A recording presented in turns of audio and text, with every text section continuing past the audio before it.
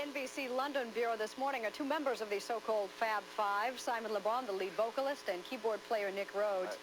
Good morning from New York. Good afternoon in London.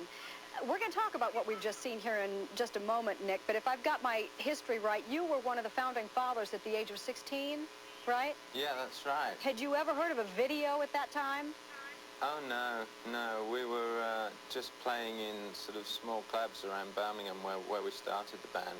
And yet you, I think more than any other group I know of, have really made your international success, at least on the basis of videos. Isn't that correct?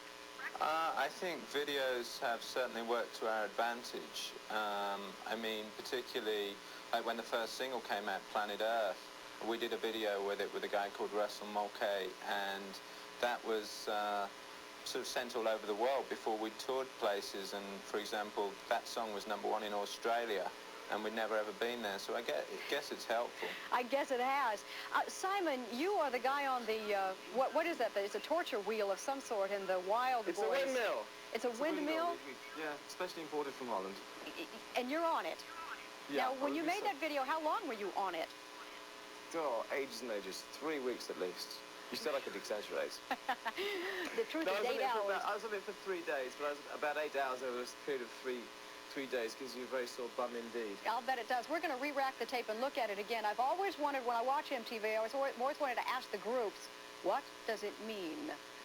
Are you nice guys? Is that the truth, or is that a vicious lie? Oh, he's a nice guy.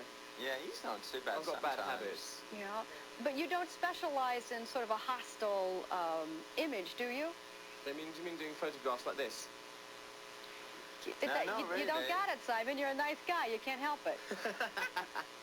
What about you? What about you, Nick? I mean, you could do the, Mick Jagger. If he was sitting there, he would probably be uncooperative. No, he's very polite.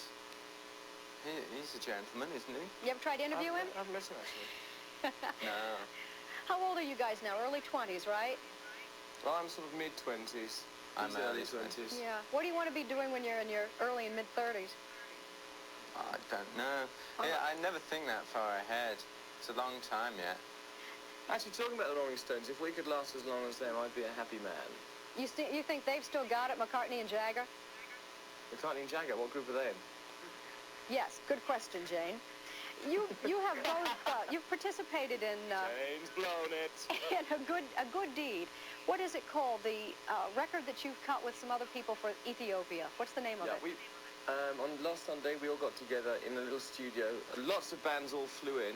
Lots of different people, including myself, Sting, Boy George, Paul Weller, George Michael, countless others, all got together under the name of Band-Aid. And it's a song called Feed the World, Let Them Know It's Christmas. And each record sold in England will send £1 to the kids in Ethiopia who are starving. Did you have to be persuaded to do it? Didn't take much persuasion. I think it's something which everybody in the world feels very strongly about, and it's just the English pop scene's way of doing something about it in a way which draws attention to it, makes a symbol. One of you, and I'm not sure if it was either Nick or Simon, maybe one of the other guys, said that your objective was to become, quote, filthy rich. Have you arrived yet?